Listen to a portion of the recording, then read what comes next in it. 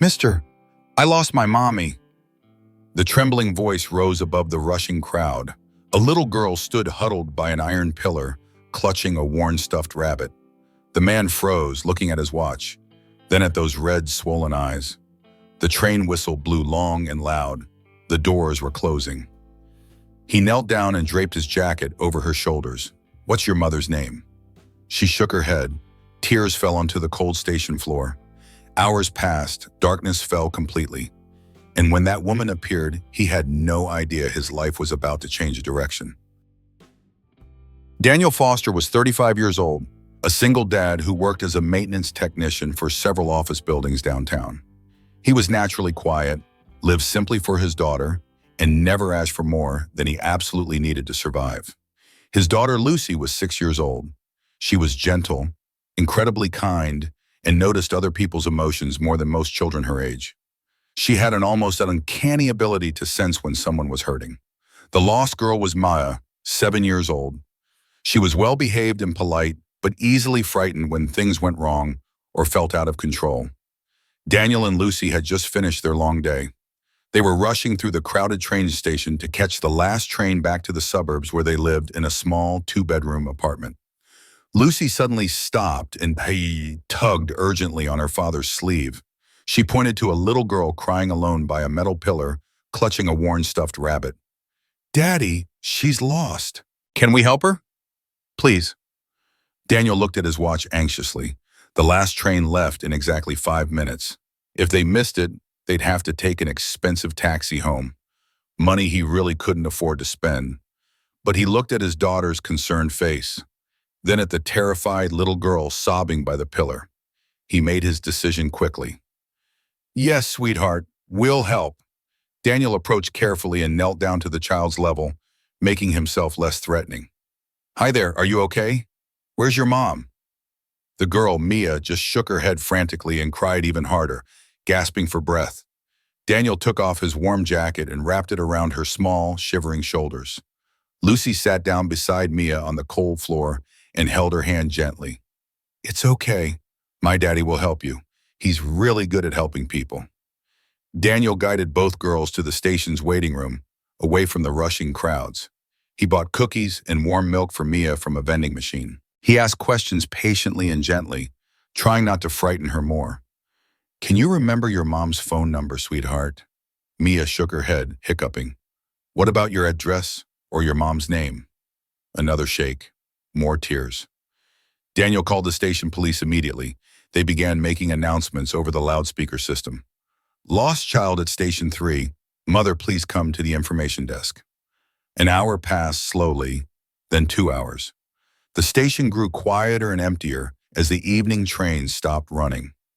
Lucy gave Mia her favorite small doll that she always carried in her backpack. "You can hold her. She makes me feel safe when I'm scared." Mia clutched the doll tightly and stopped crying for a moment, hiccuping softly. Daniel told funny stories to distract the frightened child. He made silly faces that made both girls giggle despite the situation. 3 hours passed. The station was nearly empty now. Most staff had gone home for the night. The fluorescent lights buzzed overhead. Daniel stayed. He never considered leaving. Lucy fell asleep against his shoulder. Mia dozed off, holding Lucy's doll close. Finally, around 9 p.m., a woman burst through the main station entrance. She was running frantically, her expensive heels clicking loudly on the tile floor. "Mia, Mia, baby, where are you?" The little girl's eyes flew open.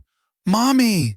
She ran to her mother and they collapsed together on the floor, both sobbing with overwhelming relief. Daniel stood back respectfully, giving them space and privacy. He didn't know who this woman was. He just felt deep relief that the child was safe. The woman held Mia tightly, checking her over frantically with shaking hands. "Are you hurt? Did anyone hurt you? Are you okay?" "No, Mommy, the nice man helped me, and his daughter gave me her special doll." Lucy whispered to Daniel, tugging his sleeve urgently. "Daddy, don't leave yet. That lady is really scared." Something in his daughter's simple, compassionate observation made Daniel decide to stay a little longer. The woman finally looked up at Daniel. Her hands were still shaking uncontrollably. Her perfectly styled hair was disheveled and messy, Her expensive designer clothes were rumpled and creased from running. "Thank you," she said, her voice breaking with emotion. "Thank you so much. I don't know what would have happened if you hadn't stayed with her all this time." "Anyone would have done the same," Daniel said quietly, modestly. "No," the woman said firmly, looking him directly in the eyes. "They wouldn't have. Most people would have called security and left immediately." She introduced herself as Elena Moreau, 32 years old. She said very little else about herself or her background. Mia refused to let go of Lucy's hand. The two girls stood together, small fingers intertwined tightly. "Please," Elena said earnestly, "let me buy you both dinner. It's the least I can do to thank you for what you did tonight." Daniel hesitated. It was late. He had work early tomorrow morning. But Lucy nodded hopefully, looking up at him with pleading eyes. "Okay, just something simple nearby." They found a small diner still open near the station. It wasn't fancy or expensive, but it was warm and the food smelled good. Mia told her story between bites of grilled cheese sandwich. She'd seen a balloon vendor and run after him to get a closer look. When she turned around, her mother was gone. She'd wandered through the station crying until she couldn't find her way back to where they'd been. Elena apologized to her daughter over and over, her eyes filling with tears. "I'm so sorry, baby. I should have held your hand tighter. I should have been paying more attention." "It's easy to lose track in a crowd," Daniel said gently. "Don't be too hard on yourself." "Do you have children?" Elena asked him. "Just Lucy. My wife passed away from cancer 3 years ago. It's been just the two of us since then." Elena went very still. Something in her expression shifted dramatically. "I'm a single mother too. Mia's father left when he found out I was pregnant. Said a child would ruin his career plans."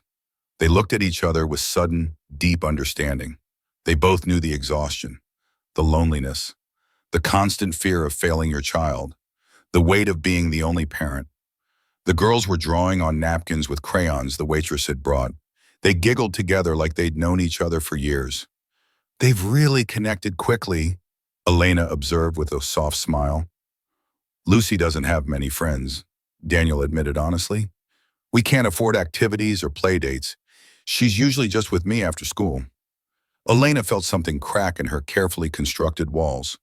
This man had nothing compared to her massive wealth. But he had something she'd lost years ago in her climb to success.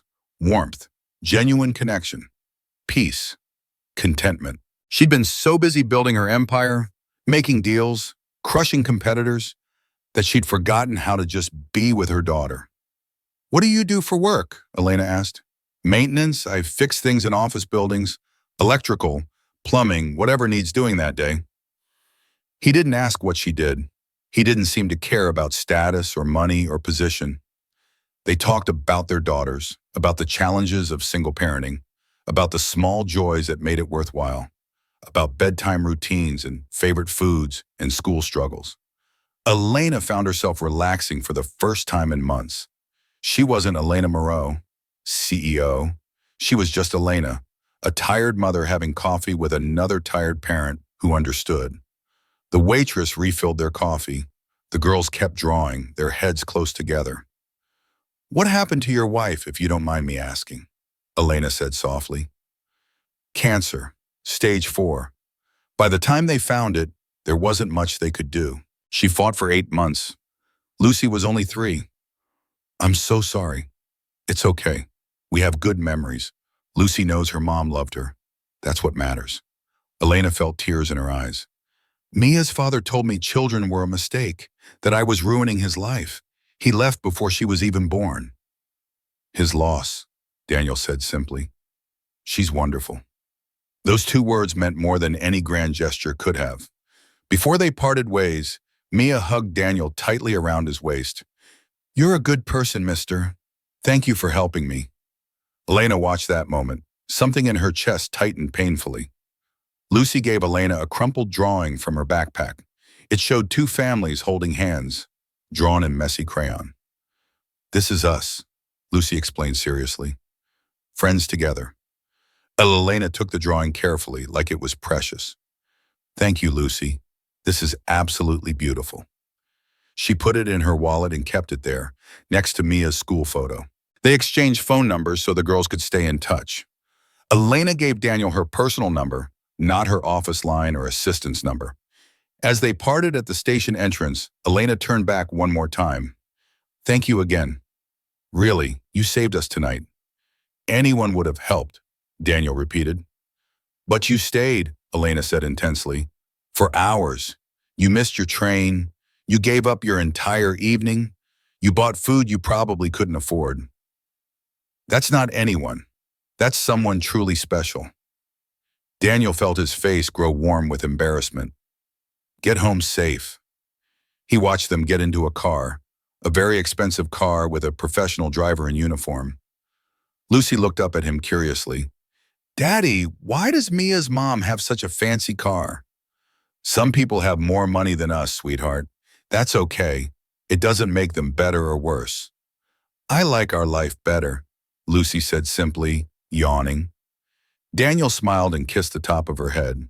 Me too, baby. Me too. 3 days later, Daniel was eating his packed lunch in the break room at work when he saw a business news segment on the old television mounted in the corner. He nearly choked on his sandwich.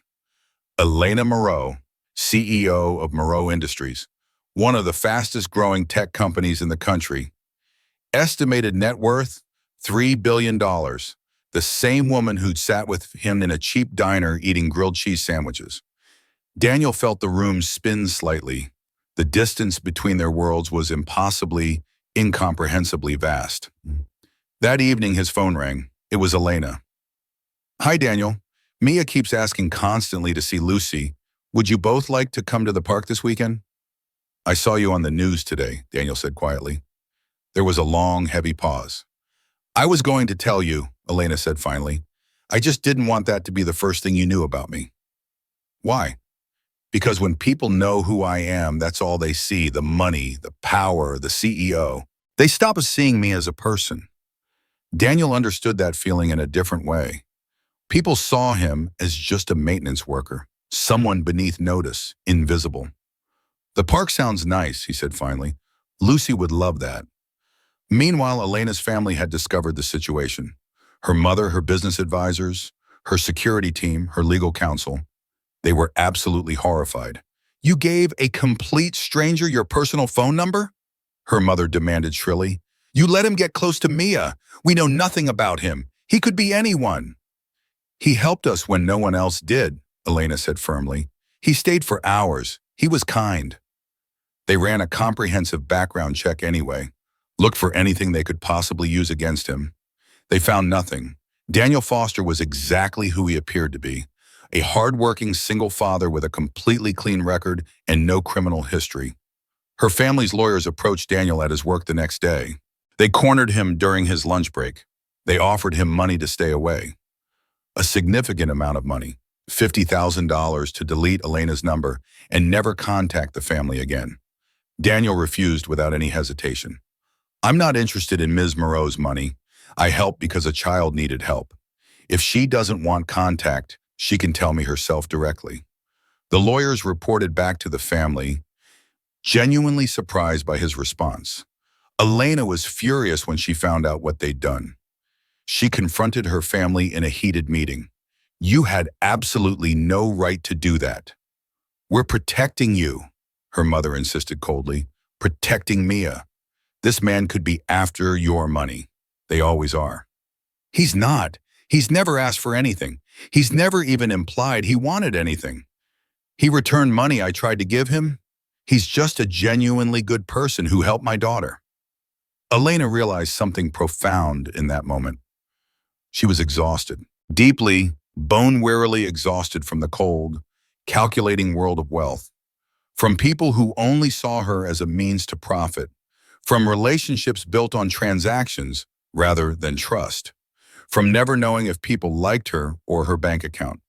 The media somehow got wind of the story. Someone leaked it. Billionaire CEO's daughter rescued by working-class hero.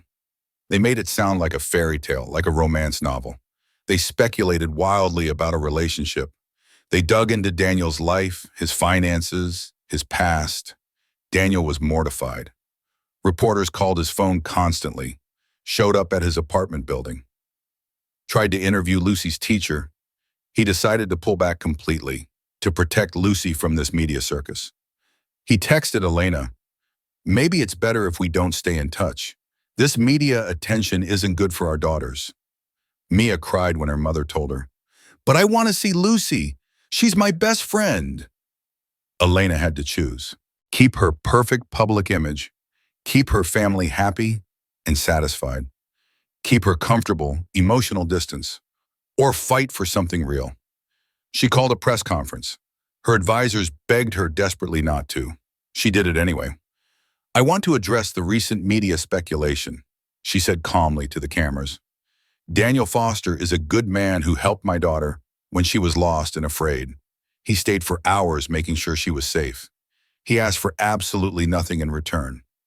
I'm grateful to him. I'm proud to know him. And I won't apologize for that truth." The media went absolutely crazy, half praised her for being down to earth, half criticized her for mingling with the working class and lowering standards. Her family threatened to remove her from her position as CEO, said she was becoming a public relations liability, that she was embarrassing the family name. Elena accepted that risk completely.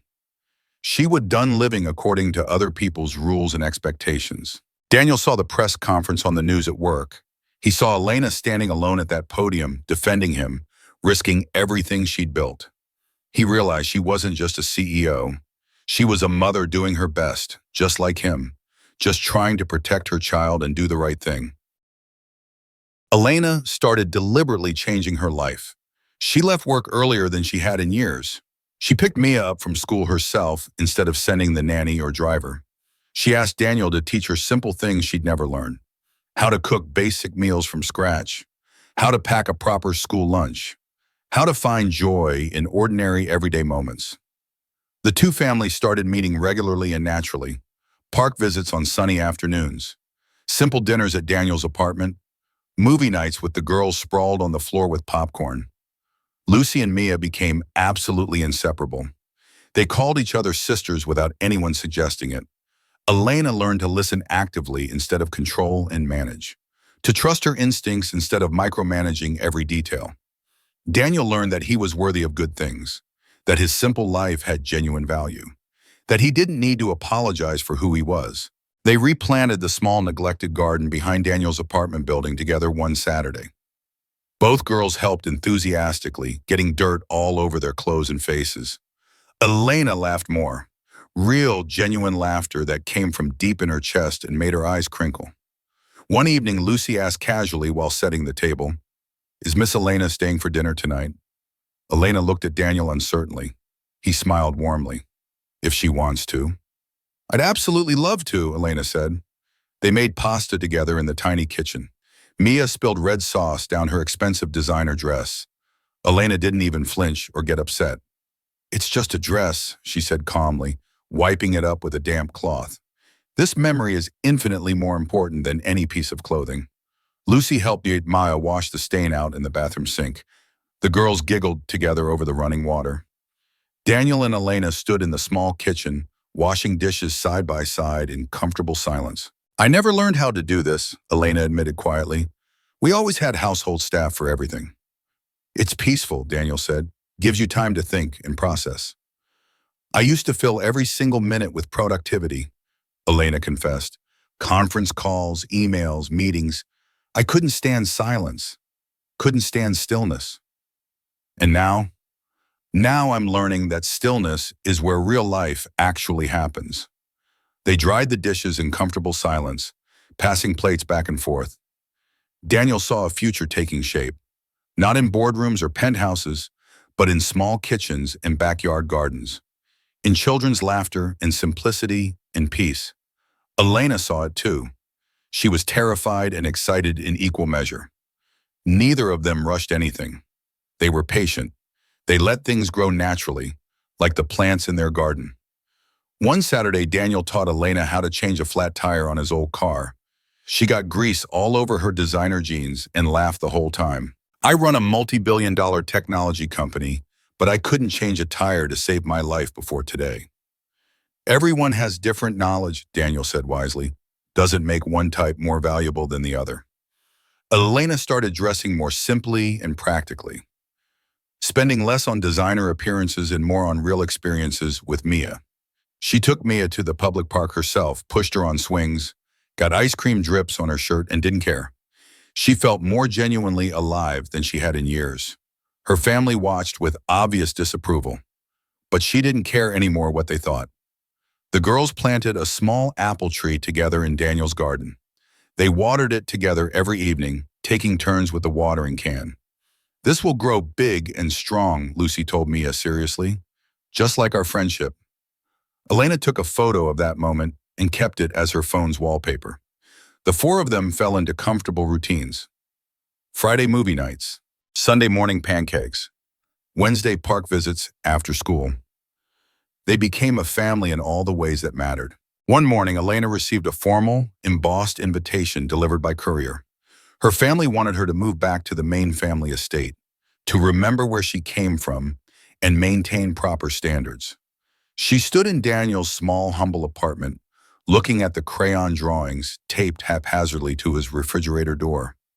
Mia asked quietly, tugging on her mother's sleeve, "Can I stay with Lucy, Mommy? Can we live near her?"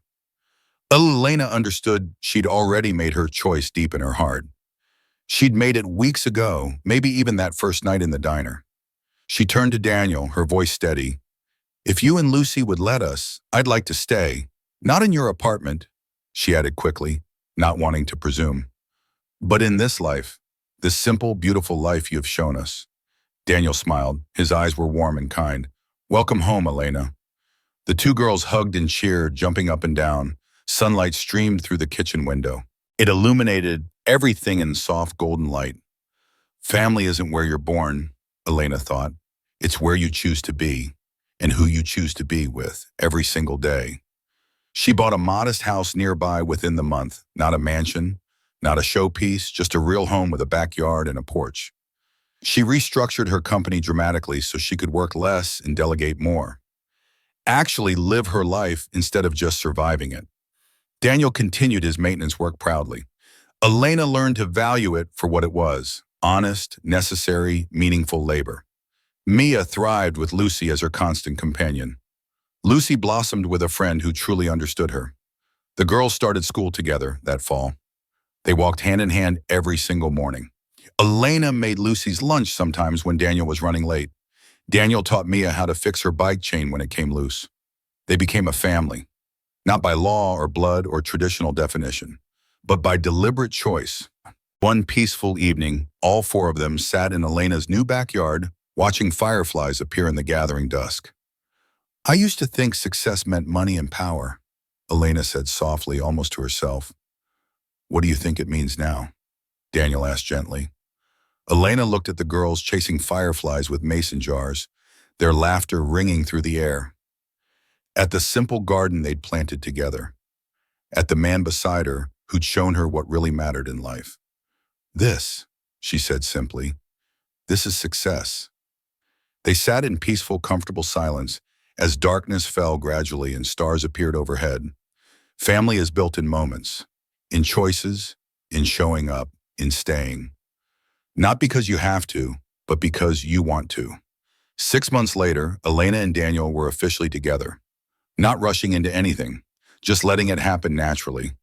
The girls were flower girls at the small ceremony a year after that, just close friends and family who genuinely cared. Elena's mother didn't attend, but Elena didn't cry about it. She had the family she'd chosen, the family she'd built, and that was enough. Daniel adopted Mia legally. Elena adopted Lucy. The girls became sisters in every possible way. They lived simply, happily, peacefully. Elena still ran her company, but she did it on her terms now. Daniel still fixed things, but he also taught others his skills.